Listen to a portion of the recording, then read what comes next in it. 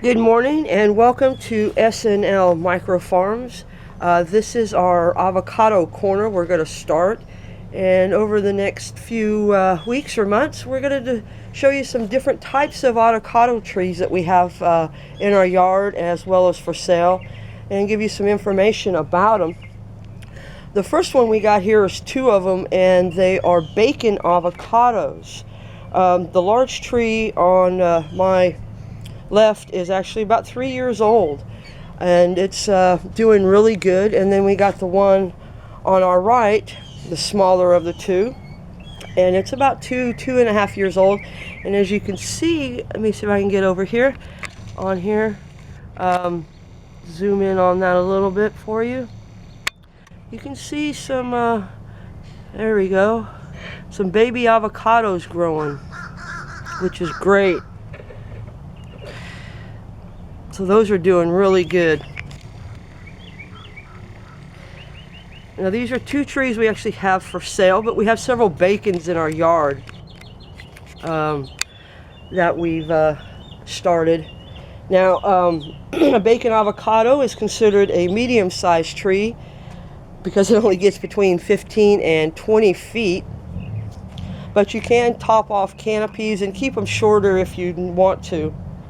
The tree has a dark green glossy leaf, as you can kind of see from these two examples here. They are hardy trees and can handle temperatures as low as 27 degrees Fahrenheit once they're established in the ground. When they're young, you still want to cover them up anytime there's a frost, or at least a freeze anyway. But they do thrive in warmer climates, winter climates like Florida. They're very happy here. They really enjoy this type of a climate with the humidity and the warmth. The tree fruit itself, as you can see, they're starting to grow on that one, is actually will be ready between December and March, which means anywhere from December on you can start picking the fruit. And the fruit on an avocado, if you don't already know this, they don't ripen until you actually pick them. So it's one of the few fruits you can literally leave on your tree until you're ready to eat.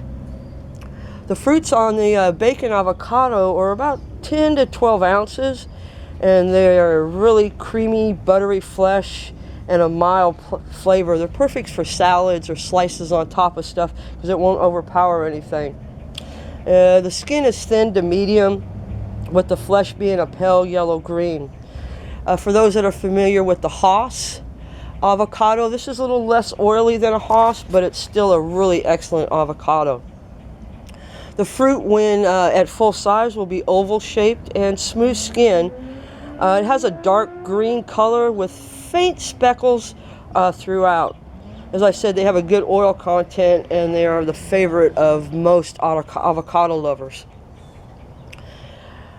Both of these small fruit at this time, but since they're small, they may not hold the fruit, and there is some debate on whether you should let the fruit ripen or pick it. Some believe you should go ahead and pick the fruit and let the tree put the energy into growing and the leaves, where others believe go ahead and let some of the fruit grow because the tree will naturally drop off what it cannot handle.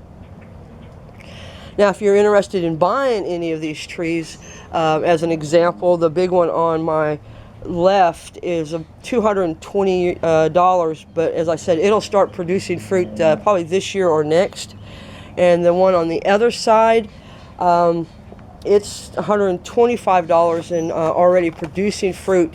Some of you may ask, why is that? And it could be simply because the graft was older in the smaller tree than it was the bigger tree. And it could be just any number of reasons during the grafting process that it's delayed in fruiting. But as you can see from the leaves, they're really nice, they're shiny, they're healthy. And this is a great tree to have in your yard.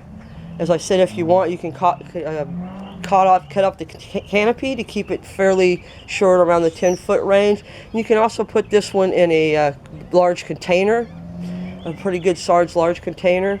The soil we're using is a mix of peat and perlite and charcoal and some other ingredients that it needs to survive, which we'll do a video on it at a later time on how to best care for and take care of your avocado when it comes to once you receive it, how to transplant it and maintain it as well. As far as watering, they need water, obviously. Good amount of watering. The more water it gets, the better the fruit will be. So it's good to really soak the water in. And with the soil we use, it drains real nicely, so the roots will stay moist, but they won't drown or rot. All right, if you have any questions, feel free to contact us through our website at snlmicrofarms.com. You can also come by and see us at Tasty Tuesdays and ask any questions you may have. Thank you for joining us, and see you soon.